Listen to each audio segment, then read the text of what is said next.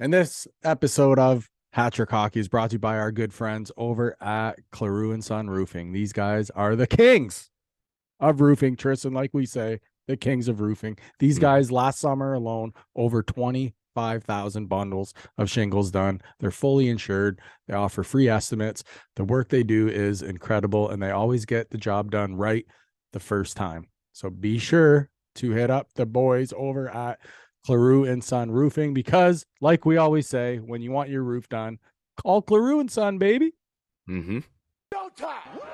Woo, woo. Well, Tristan, we got him pretty Yep. quick. Pretty quick. We got him here. But 73's fans we have on with us. He's been on the show before, but we talked about his playing days before. We're not talking playing days today. We are talking business with the new man himself, new head coach, 73's, Mr. Mark Ridout. Mark, how you doing, buddy? Good, boys. Good. First, Beautiful day outside here. oh man. First off, congrats. Mm-hmm. Thank you. We're obviously happy to have you. So first thing I want to know is just how did it all come about? Well, like as you guys probably know, like Paley and I go back to the university. So like even when I was in Limo and stuff, there's the association there. So I would run into Pales there a few times. Nothing really, ever talked about in terms of coaching in Essex. And then and to be honest with you, I wasn't even really aware of the current situation. I didn't know if they were looking for a coach or anything. So I wasn't really, to be honest, I kind of already came to the conclusion that I wasn't leaving this area. So I didn't know that any jobs were going to be available. And then he reached out to me, I guess maybe it happened pretty quick, like 3 or 4 days before training camp. That's when we actually connected. He reached out a few days prior to that. To be honest with you, I didn't get back to him too quick because I needed to kind of really reevaluate kind of if I wanted to take on this any role, to be honest with you. Mostly just because I do have 4 kids that are all in competitive hockey. And like anybody that is good at what they do, once I'm in. So it's going to be around the clock. It's on your head every second. So I wanted to make sure it was something that I was able to commit to. So once I started talking with Mike, which was brief, it was one meeting. I was able to get to the conclusion that truly I believe this is probably the best scenario for me. So sometimes things come to you when you least expect it, and I wasn't anticipating coaching junior this year, but even now as I went to camp last week and stuff like that, it's kind of sinking in. So I'm getting excited at the prospect of kind of getting in and just kind of doing my thing. That's awesome. So first of all, nice to meet you, Mr. Ridout. It's a pleasure. And the first thing I want to ask you is, what style of hockey do you feel you're going to instill in the team this year going forward? Yeah. So, like when it comes to like style of play, I'm really a believer, and a lot of the coaches that I've worked with, you got to kind of see your team for a little bit, and you got to kind of figure out what your strengths are, what your weaknesses are, and kind of develop your system around that. But to be honest with you, the one thing that I really started getting just really dialed into is just the position by position roles. I think in minor hockey these days, due to the competitiveness, these kids aren't learning how to play their position really well. So for me, they're going to have a checklist of 10 things that their position encompasses, and those are going to be non-negotiables. If you're a winger, you're going to be going through your D. You're going to be forechecking. You're going to get pucks off the wall. If you're a D, your gap's not going to be more than a zone away. So that takes a lot of time. And when you're trying to develop those habits, it's a day in day thing, because they're going to want to go back to the old habits. And so first and foremost, they're gonna play the right way. Mm-hmm. Good. One of the things too that we had a big issue with last year was staying out of the fucking penalty box, man. We Mm. were what, Tristan, we were what, third or fourth most in the league? In the entire league. In the Yeah. entire league. PJHL. So I just kind of want to know, what is your plan to kind of zone in on that so we can keep these boys out of the box and stay 5-on-5? Well, it won't be tolerated, to be honest with you. You know, like the big thing with me is you got to really buy in, and buying in 100% means putting your teammates ahead of you. There's a list of penalties that are never okay, you know, and there's a list of penalties in certain situations that you're going to be okay with as a coach. But when it comes to the lack of discipline penalties, you're just not going to play, to be honest with you. Good. That's the perfect answer. That's exactly.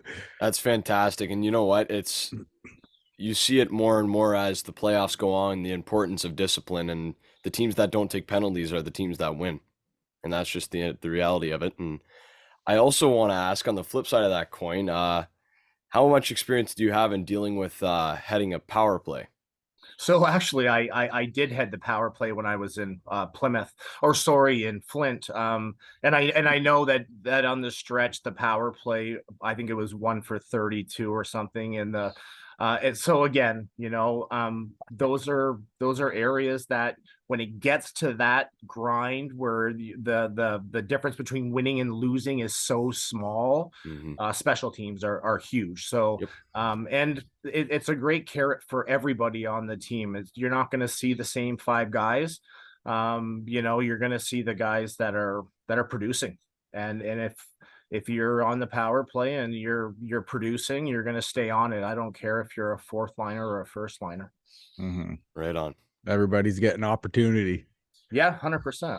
And like one of the things too is like this team, like they fire the puck from everywhere, which is good.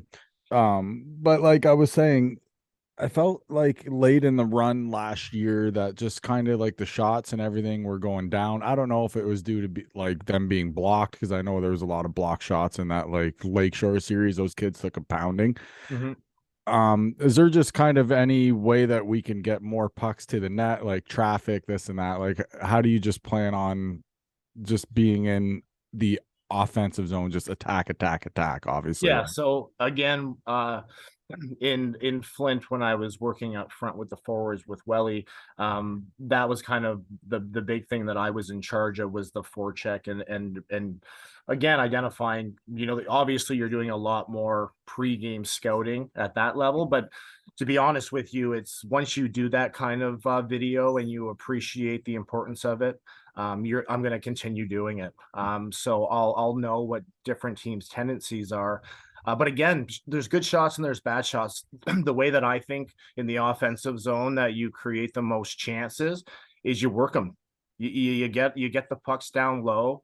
You don't chuck pucks to the middle of the ice, and you outwork them and you get them tired. Talk to any defenders, man. Grind them down. You're a minute in the shift, and that puck is on your stick. You know, you think you're firing it out of the zone, but it's coming off your stick like a muffin because you got no gas in the tank. So when you get relentless on the forecheck, but again, you got to be really, really conditioned as a team to play that style. So, you know, it's going to be a probably a little change, because we are going to play really, really heavy in the offensive zone. And you guys can see, even when you're watching puck now, you have to have your defenseman in the offense. Yes. You know, you have to. If you don't have a 4th forward out there producing, most of your shots are going to come from the outside, and you might put up 45 shots, but your chances are maybe under 10. So, right. Zoned So in. you mentioned conditioning there playing a big role. I know you're very much into fitness yourself. Are you going to instill any of that? Well, obviously you will, but how are you going to see this fitness sort of take part in the training of the players going forward? Well, there's kind of like a couple of ways you can look at that, right? The first way I would look at it is early in the season, you're gonna get conditioned, and you're gonna have practices, and you're gonna have short little stints of cardio after practice. And it's not so much the conditioning of it. These are young kids, they're fit, but you got to buy in, and you got to give me everything you got. So it becomes that little bit of that team building early on, because you got the guy next to you pushing just as hard. So you got to have that. And the other thing too is, I don't want to waste time in practice working on conditioning. You Right. know, if I can get the majority of guys to see the sense in spending a half an hour a couple times a week outside the rink, it'll allow me way more time to develop them as players. But again, the style, I do know that we will be playing every single night. The guys that aren't conditioned will have a really hard time playing a regular shift, because it's going to be a lot of gas. Right. Mhm. Now, you don't have to say if you don't if you don't right now. It's fine. Are we looking to see brother Matt on staff as well with you this season? Yeah, you know what? So like when I talked earlier, like right in the beginning when we started chatting, and I was kind of saying, this is the perfect situation for me once I really got down to the thick of it, is because the last couple years being in this area, it's given me the opportunity to have my kids and my brother around. Mhm. And when I started coaching 6 years ago, which wasn't that long ago, at the U, I was on a trajectory of coaching that I was getting job after job at a higher level. And I was making it more about my development and where I was going. And then when I came back, I think I realized that, to me, having the people that I care about around, and people that are that have the same passion that I have, which is hockey, I wouldn't do this without them. So 100%, my brother's going to be there, because my Mhm. brother, as a head coach, you want to make sure that every single person you bring in is going to contribute to a win that I would never that I wouldn't get the team. You bring in an ex-player like that has still to this day as much love for that organization, it's Mhm. it's a no-brainer, right? Mhm. So at the same time, I want to respect the fact that there is other coaches that were around last year, and those conversations haven't happened yet, where I've found out what their interest is, or anything like that. So, but 100%, he's going to be in the mix. And the other thing too is, in the last couple of years, my oldest son has been doing all my videos, my clipping of video. He sends clips to the players after games. He's become pretty well an analytic like genius, to be honest with you. And I'm not saying that because he's my kid, but he'll be at the rink he's going to be on staff. It's going to be a volunteer role, Mhm. but he's going to be at the rink with us every single night. And he was at training camp. So the fact that I get to go to the rink with my family, to me, that's everything, to be honest with you. Hell yeah. Have him meet this guy right here. This guy's a big stats guy too. And It's these awesome. two, Yep. Yeah, no, those two you know, together would be dangerous, I think. Oh, and I, yeah, I, I love it. I look forward to meeting him. Yeah, that's a big part of awesome. what I try to keep track of, and definitely keep my finger on the pulse in that sense. But I do want to ask you also, how valuable is it going to be having, like, obviously it will prove to be valuable, but where do you see your experience not only as a player but coaching at leagues ahead of this is going to come into play, and how beneficial will it be? I think, like any kind of development in any profession that you're in, you get out what you put in. Mm, You're going to put in more at higher levels, and that's just a fact. And I'm not coming in here expecting more than they have in their ability, but they're going to get challenged every single day. And I think the one thing that I've come to learn about that is you leave a better person too. Um, these players are gonna they're gonna know that I'm dead serious and that I'm coming prepared every day. So you better not come anything less than as prepared as I am. But it'll be very quick where they realize that it's 100% out of love. mm, So I think what you're gonna see is, you're gonna see a lot of growth out of a lot of these players, because yeah, like it's not something that I try to instill. It's just who I am. I keep people accountable, and I think it's the most important thing for kids these ages. Because who knows, you might have a couple of people in this lineup next year that are coming in, not too touted, but the amount of work that they put in, because of what I allow them to understand about mhm. how to get to the next level, they do it. And Mhm. yeah, I'm excited for that. I'm excited to see some of the players that that maybe have a smaller role on the team have a substantially bigger role just because of how much they're going to put in. Mm-hmm. Fantastic. Dude, I'll be honest. When I first heard it was you, like the first thing that ran through my head is like, we're gonna be physical, we're gonna be smart, we're gonna be like it just because it's just well, Matt played a little bit of a different style of play. You did too, and Yeah, obviously the game's changed yeah, since you guys have played. But that's just how I envisioned us. Like I kept saying on our last show, we're gonna be big, we're gonna be fast, we're gonna be physical, we're gonna be disciplined. But that's just what I see you guys putting in with this team, and I just see you like it's I don't know, it's needed so fucking much. At Hmm. times last year, it was frustrating to watch. You know what I mean? Because some of the stuff, but like I said, just listening to you talk, to be honest with you, like, and Jamie did a great job.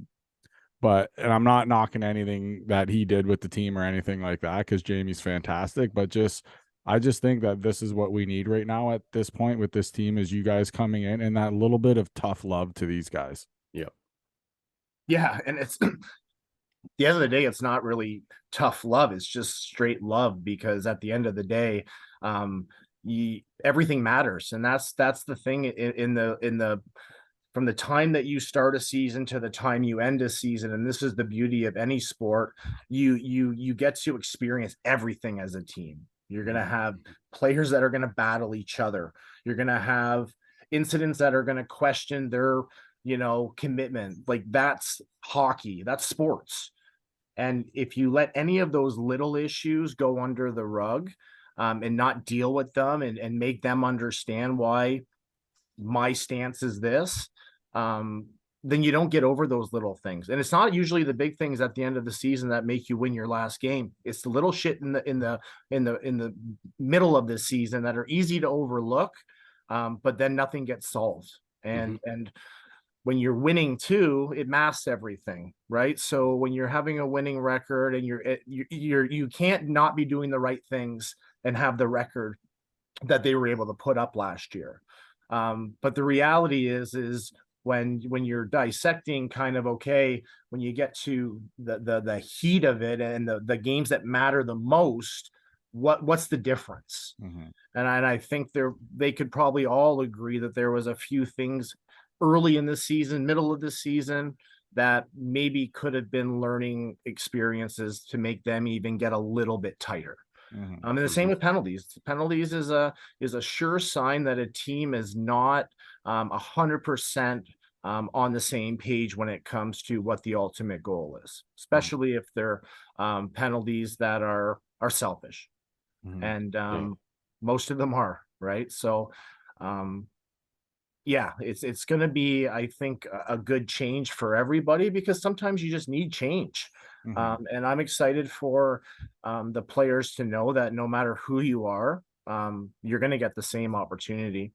Hmm. I'm coming in at main camp and I'm looking at everybody as equal, Hmm. and the ability to grow within my system and what I'm going to put on the table is going to be the ability for you to grow within the team. So yeah, I'm excited for guys to have, and I've been there before when you have new blood come in as a player, you feel a new sense of life. Hmm. Sometimes it's a little nerve wracking because you don't know and you hear things, and but at the end of the day, I think it makes everybody honest again because now you got to earn everything. Mhm. Hmm. What do you foresee, or what has to happen in order for this to be a successful season? Obviously, you look and you say, well, Schmaltz Cup, right? You haven't been there in a while. That's what you want. But say sometimes, obviously, fate doesn't take you there. What do you feel makes this a successful season this year? Well, I think you always have to look at personnel. You can't objectively figure out what your ceiling is for a season Mm. if you don't really appreciate the players that you have at your disposal. And that's the thing that this organization should get a lot of credit for is that there is a lot of really good players within this system right now. So I'm not coming into a team that I'm rebuilding.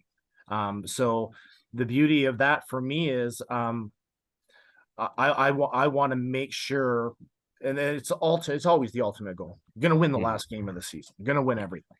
And winning every game in the season, it doesn't matter. You have to keep growing. You have to be in a position by the end of the year, after how long and how big of a grind a hockey season is, to be in your best shape as a team in terms of relationships, buy-in, everything. And that becomes the issue with most teams that falter at the end, is maybe they would have won if the season ended a month before. And I just mean this in general for teams that are in championships. And as other teams increase their ability to produce, other teams, it's not a lack of want, because everybody in big games want it. Yep. But sometimes you have to have that foundation, man, and you have Mhm. to be in a position that everything is firing right, and you got to believe in that. You get what you deserve, man. If you do not do all the right things during the year, can you really look in the mirror and say, man, this was our year? Yeah. And until you're willing to do that, then you have a chance to lose. But I truly believe if you know, and it's not meaning that things aren't going to be fun, you know, but things are going to progress and they're going to develop in the right manner, so that at the end of the season, um, nobody can touch us. Mhm. Right on. I know earlier on there you'd mentioned something about roles. Are you the type to where you're gonna kind of pull guys aside and be like, "Hey, this is what we expect of you, and this is what we need you to do," and that, like, are you the type to go guy to guy like that, and kind of just explain guys their roles and what you would like to see out of them for You know each guy? what? Like, I guess maybe in an indirect way, but 100%, I would never want to pigeonhole a player into what I think their role should be. Mhm. I'm going to always have some type of structure that these boys are going to play with early in the season. Like I was saying, the structure might be nothing more than to buy into the proper way to play and just be able to say, okay, we know how to do things right. And then you can grow from there. And then we can implement some type of offensive system that'll be fun, that'll allow us to produce more. But at the end of the day, you got to know what your job is. If you want to Mhm. be the best winger, there's 10 things you got to do really, really well. So work on those. If you're a D, same thing. So I'm not going to say, hey, your role is to go out there and just play heavy and not get scored on. And then other guys, your job is to put up the points.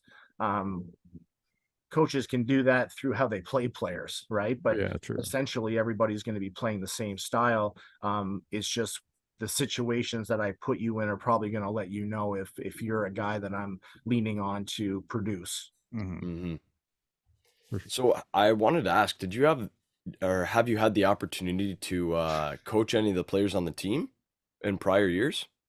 Um, The only one that I coached prior in Leamington was Cracks. So other Okay. than that, I truly have never worked with any of these players. Mm, This year, going to mini camp, I see a lot more familiar faces just because of a lot of the skates that I've done in the yeah. last couple years since I've been around. So some more familiar faces. But as far as the current roster, they're going to be all new faces to me. Okay. Mhm. Now, you guys just had a camp this past weekend, didn't you? How'd it Yeah. go? It was good. For me, I wasn't really there to dissect these players. I was more excited about getting around the rink, meeting some of the other staff. My son Zach, he came and he got familiar with everything, which was a cool experience for him. So it made me happy for him.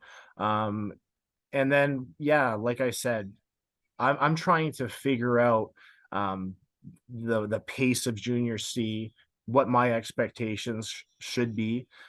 Because yeah, when you're watching different pace of hockey, you got to kind of reassess the way you're watching it. Mhm. And I even had to I went down into these kids probably think I'm nuts.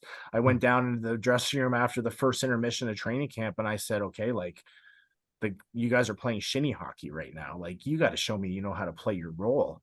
And again, part of me now that I know minor hockey, I know a lot of these kids don't know that right way to play.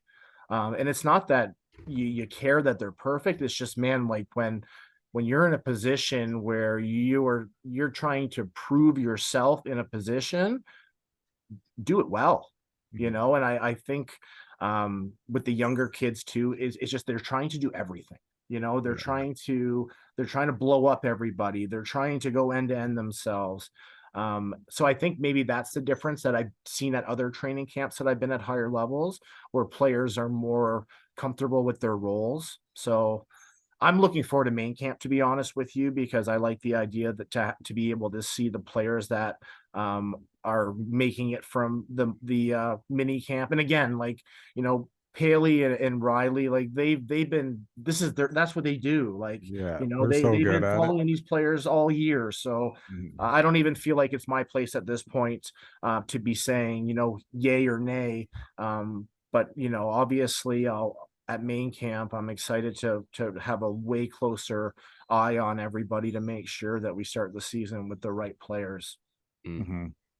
So, in your style of coaching, just as an individual, obviously a team has to be complete from top to bottom. And I was wanting to ask you, how do you think you're gonna assemble the lines? Obviously, you just got in, so you don't really know. You're just getting to know the players and stuff. But are you the kind of person that assembles, or in a coaching style, where you have lines 1 through 4 and you deploy them in specific roles, or do you kind of roll 4 lines and it's up to the players to develop in these situations? Yeah, like you know, the difference with junior, even junior B or junior C, your practice time's limited, Mm, right? So it's not like playing with the same line mates in the O where you're skating twice a day. You're building all this chemistry and you know them by the back of their hand. So I don't think there's as much need to be setting lines in terms of this is who you're playing with. mm, Um, but let it be known, like you come to the rink and you're on the first line, then you're doing a lot right, mhm. Mhm. you know. And if you're on the fourth line, then you're probably got some room to do a little more right. So you're Okay, always going to use that as your measuring stick. right. But the way that I like to really focus on my bench is everybody's going to get in early. And as I get into the game and my compete gets up, then I'm going to play the players that I genuinely in my gut feel are going to give us the best chance to win. Awesome. So yeah, I'm not going to be counting lines and stuff like that. If you're going, you're going. And I like that idea, you know, because Mhm, I think sometimes too many coaches get complacent and they just go to the same guys. Mhm. Um, mhm, I would love at the end of the season for our bottom two lines to be the guys producing in the playoffs. And if you watch really good teams, that's what happens. mhm, Your best players are always going to be your best players. So your ability to make the other guys feel like they're just important, you're going to get more out of them, you know, Mhm. and your chances of winning go up. yep, So if you're on the fourth line, score a goal, fucking hammer someone, then Mark, you'll be good to go. Yeah. Yeah. That physical style. Man, that's the type of hockey I like. I like, you know, throw it in deep, throw it in the corner, hammer them, grab it, shot. Like that's just I just like that physical style of play. I understand hockey nowadays it's kind of gotten away from that physical style and now it's kind of more skilled style of play, wouldn't you say? You know what? Like, I think there's again two sides to that. If you look back in the day, you had the guys that again their role was to play heavy, and right. that's all they needed to do. So they would go out there, and that's all they would do. The other three lines, they didn't have to do that. And half the time when you had fights, it was because somebody that hits a guy that's untouchable or not hittable. Mm, Where in today's game, there's more hits, there's more hitting. Mhm. Like the pace is so fast. If you're not finishing every check, and if you're not wearing down your opponents, if your opponent's defensemen aren't seeing like scared to go back to the puck by the third period because they know every single time they're going to get smashed into the boards, then you have less of a chance to win, you know. And if you continue to wear down teams and wear down players, the likelihood of them coughing the puck up goes up, Mhm. right? Like mhm, everything revolves around playing heavy, and it's not going out of your way to blow guys up. But again, yeah, like When you got One of that my type biggest pet peeves, man. Like you got to finish your checks. yeah, You hell have to yeah. finish your checks, That's right? my Because style. yeah, so yeah, they're gonna play heavy. We're gonna make it so that it's really, really tough for the other team's defenseman. Yep. Love that. So, you talked about how D in the modern game, the defense has to be activated with the offense, right? Talk about how important it is for the forwards to be active in the neutral zone and the defensive zone. Yeah, like well, you know, the thing is like when you have a system that really is a heavy forecheck, it's Mhm. always going to be encompassed with a really hard track, okay? Because you always want to transition in the neutral zone, so you want to have that pressure coming from behind so your D can stand up. Mhm. Whenever you see D at that level, really giving, and all of a sudden they're just on top of their goalie because they don't feel that that pressure is coming to help them. Right. If I got guys tracking, literally putting down their head and tracking through the middle like they're going to, and then I have a D that doesn't stand up. Now my issue's with that D, Right. right? You're going to get to stand up at the blue line because worst case scenario is that forward goes underneath you and retrieves the puck. Mhm. So yeah, like transitions everything. So the best way to have transition is to have your guys track, but again, do that for 3 periods, man. You better be fit and you better Yep. be conditioned. And and I think I've heard it from a few people that last year injuries were a little bit of an issue too through the course of the season. And Mhm. injuries are going to happen. Right. But you can really limit injuries by making sure that your players are conditioned to play the game for the whole 60 minutes. Mhm. Um, Definitely. I was gonna say there was a point in time last year where we had I don't even know how many guys we had out hurt. We had I think there was Seven 6 or 7 guys seven like of our starters. main 7 Yeah. starters we had out. Mhm. It was tough. But there was a lot of concussion issues too. Like there's a few players on the team. Obviously going forward, I don't know if they'll still be there, but they have history of concussion issues, and it's really unfortunate because you see concussions almost rising in younger hockey, and it's kind of scary to see how frequently it's happening.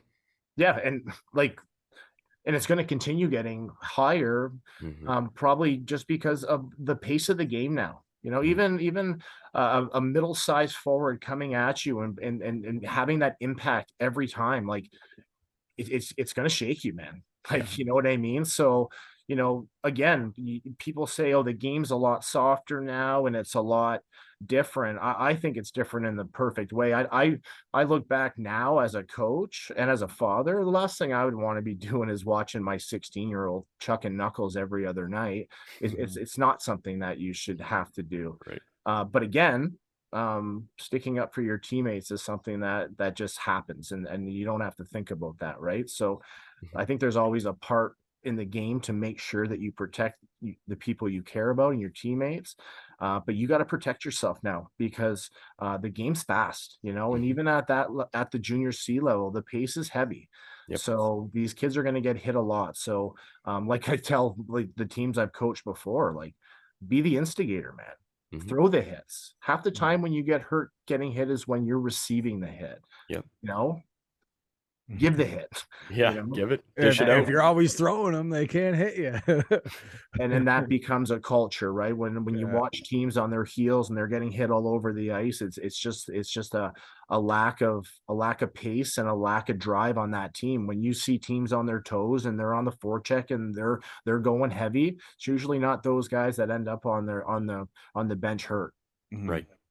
Just listen to you talk about this team makes me just want to go through a wall for you for fuck's sakes. I can imagine how these kids are like, man, I hope they are like freaking well, they're obviously gonna probably like listen to this because I'm sure Mike's gonna tell them, like, hey, you guys need to listen to that episode Yeah. there to see Yeah. what your coach is gonna expect of you moving forward. Hmm. But man, I can't wait. Tristan, do you have anything else for him? I'm Yeah, trying. I just talking about expectation of players and getting the most out of them. What does a player have to do to show you they deserve a letter on their chest? Because I know you're going to establish a new leadership group coming in yourself, and you want to build your own team culture. So, what does a player have to do to look to get the captain's C or an A? Again, like the biggest thing is you're a byproduct of the coach. You're an extension of the coaches, right? Mhm. So in my opinion, right off the hop, like you have to be buying into literally everything that the coaches are saying. And I'm not saying that in the way where I'm trying to, be the dictator of it. But if I don't have my leaders in the dressing room speaking the same language that I'm speaking, then right away you're going to lose that room, Mhm. right? So being on the ice, doing the right things, focusing on the things that I'm focusing on within that week or within that month, that's going to be a really good start. And when it comes to the personality stuff, that just happens. You don't have to watch for that. You're Right. with these kids enough where you can get a good sense of who's the leaders, Yep. because the other guys have a tendency to listen to them, right? But you're not going to have a leader on any team that I coach that's not out there dictating exactly the way that our team is expected to play. Fantastic. When is your main camp? I don't know the exact dates, but I'm pretty sure it's the last or the second last week of August. Okay. Okay. Is that, I don't know if that will be open to the public or not. I don't know if that will be, I don't know. So I'm not going to say anything on that right now in case it's not open to the public. Yeah, like I know the mini camp was right, Right. like so I don't know, especially in a rink like that, you know what I mean? I think it would be difficult to not have access to it. I'm Mhm. not saying it's open, but I Yeah. would imagine probably, Okay. but yeah, like I'm excited for, like, to me, and again through the course of the summer, I'm gonna be able to reach out to a lot of these players. The beauty with my brother and I, owning a gym. Like I do want to get these guys together in the summer, and again, it's never mandatory, but I would never offer something that I didn't think would help the overall player. And if you're not working your ass off in the summer and you're not getting conditioned and ready to come out of the gate hard, then you're gonna be chasing the team the whole year, Mhm. and that's not a fun way to play hockey. Right. And even practices, I played for a lot of guys, and all the players that I coached with up till now, like I put more into my practices than I have to focus on games, because like that's when you're there as a group, especially in junior hockey. You're there at 8:30 at night or Yeah. Sunday morning. I don't give a shit what you did the night before, but like you better fucking bring it, and you better bring Mhm. it every single day. And I'm going to be very, you know, realistic, like Yep. there's going to be days where it's going to be light, and I'll tell them that today will be light because of what you've done on the weekend. And when it's not going to be light, I'll let them know too. So practices are definitely going to be an extension of the way that we play. It's going to be hard. We're going to play hard, but we're going to be really quick, and we're going to get a lot of chances just by out hounding the other team, and just digging. I'm very confident, with the group that's already assembled, that I'm going to be able to come in and really be able to make them understand kind of what my envision is for this team right away. So I'm looking forward to it. So are we going to be seeing future team workouts at the Ridout gym? Yeah, like I said, right, like we have like a lot of different options, so it's like to me, like that summer stuff too, it's just fun to get to know. It's a really easy way to get to know kids, Yep. for whatever reason. When you're on the ice and you're between them and a bucket, the interaction is not the same.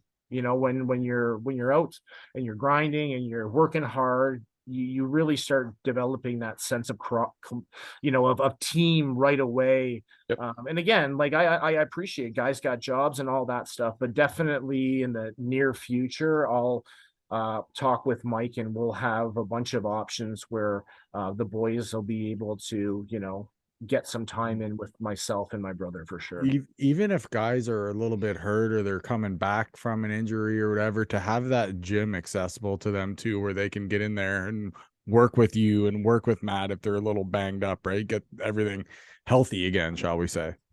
Yeah, it's like anything, Yeah. like, and again, I appreciate that a lot of young hockey players, they have their guys, and that's fine. Like, you know what I mean? Like, you just got to be doing something. And it's like anything, man. Like, if you're not putting 2 to maybe, let's even say an hour and a half to 2 hours a day towards something that you're passionate about, like, should you really get better? You know what I Exactly. mean? Like, put some time in. You know what I mean? Like don't say you want it. Like, fucking show you want it. Hmm. Like, you can't find time in your day. And I've had this conversation with minor hockey kids. Don't say you want to play in the NHL, and then sit on your PlayStation all day.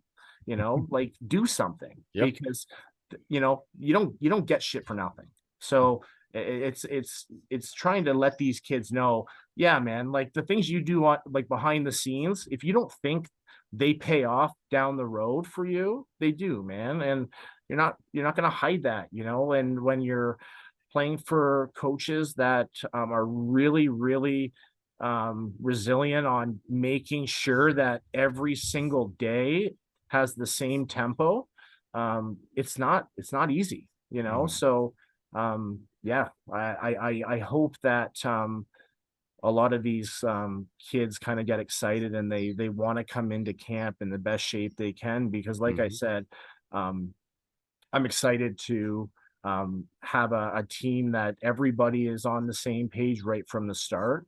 And like anybody, man, I love when guys that are kind of a little bit counted out can prove themselves and make a spot on a team. For sure. So I'm excited for that. And you know what? Having a coach like you, I look forward to seeing this team because there could be guys on the team, like you said, who have a smaller role and they've never had a coach who's pushed them, right? Never told them they could do anything more than what they've been doing. And Mhm. now with you behind the bench, they can look to be all of a sudden they can look at themselves in the mirror as a whole new kind of player, right? Because of that extra push, like giving it off the ice and on the ice. Yeah, and like, but that's development at its foundation, But it's not easy, because as soon as the one thing that's really important early in the season is you meet with players individually, and you just come up with them 3 things that they think they should work on, and you kind of you know influence them in the sense where, okay, we agree on these 3 things. And Hmm. it's like anything, you keep them accountable, and you follow up with them. It's takes a lot of time, and the reason why a lot of coaches don't do it is because there's other things that they can do. But Hmm. at the end of the day, why should I expect more from you if I'm not giving you more of me?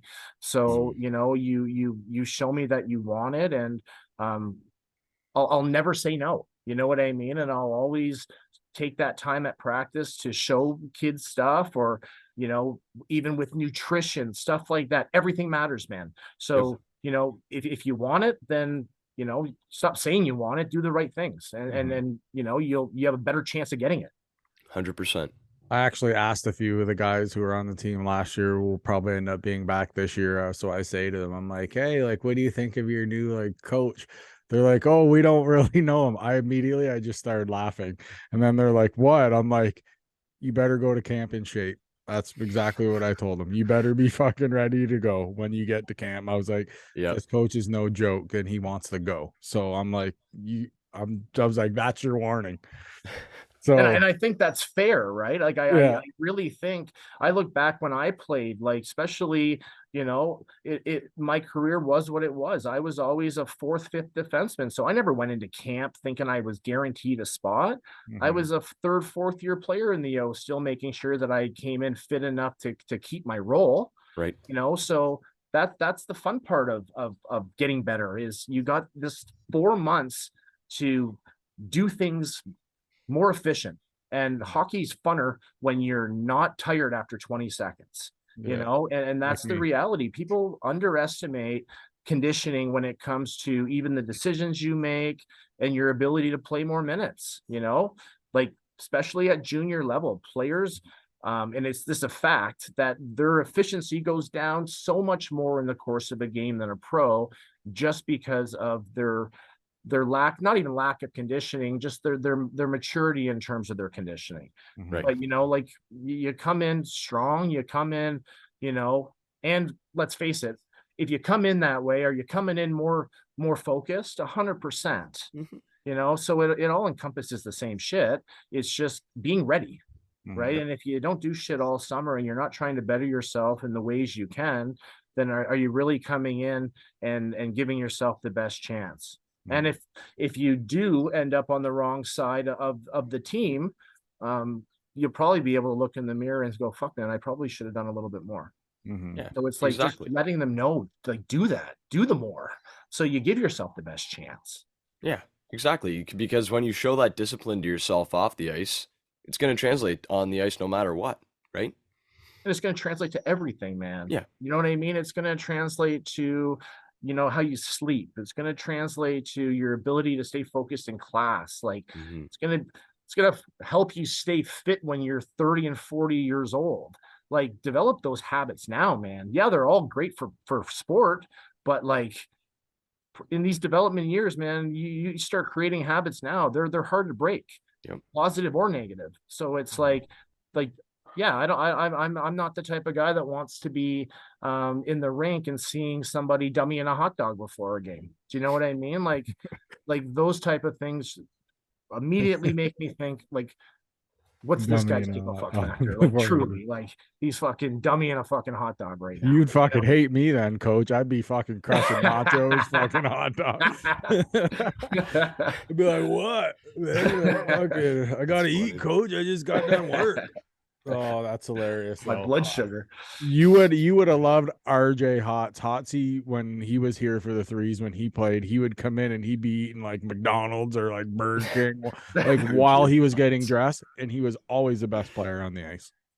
I don't get it with him. He still to this day just eats whatever and is always one of the best athletes. But with Mark, with what Mark is saying, imagine how much better he could have been, right? Oh, I know, but it's just funny because I was like, hey man, I'd crush a hot dog. And then, But the thing is back like then the game was different and you could get away with more, and it's fine, like live.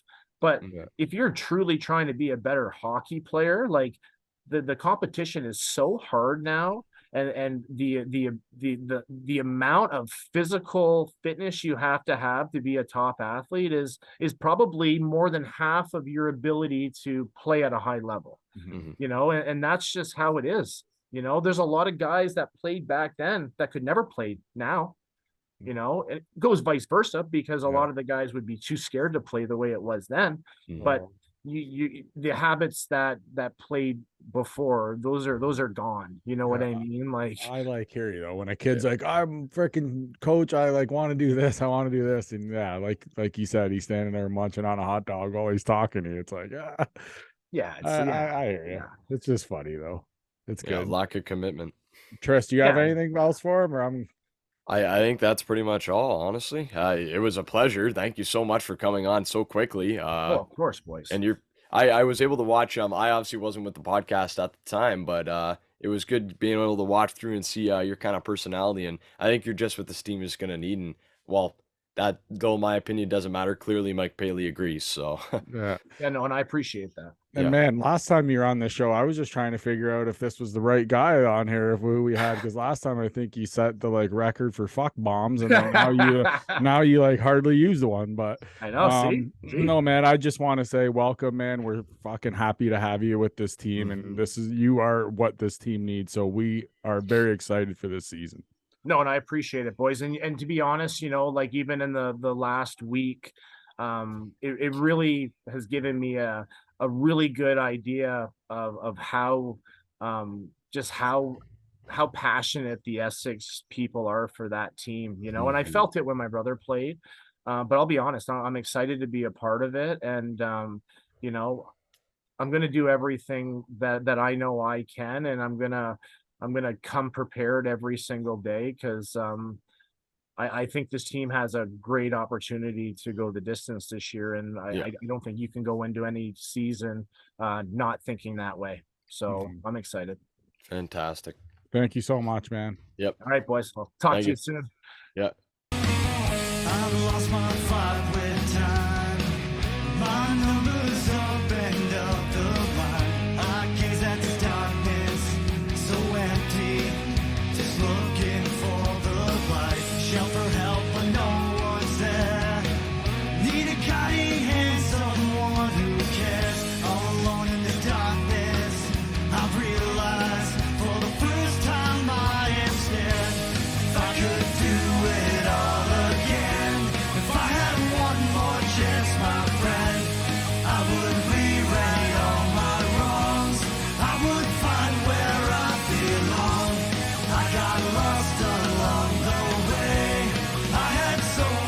more to say. If I could do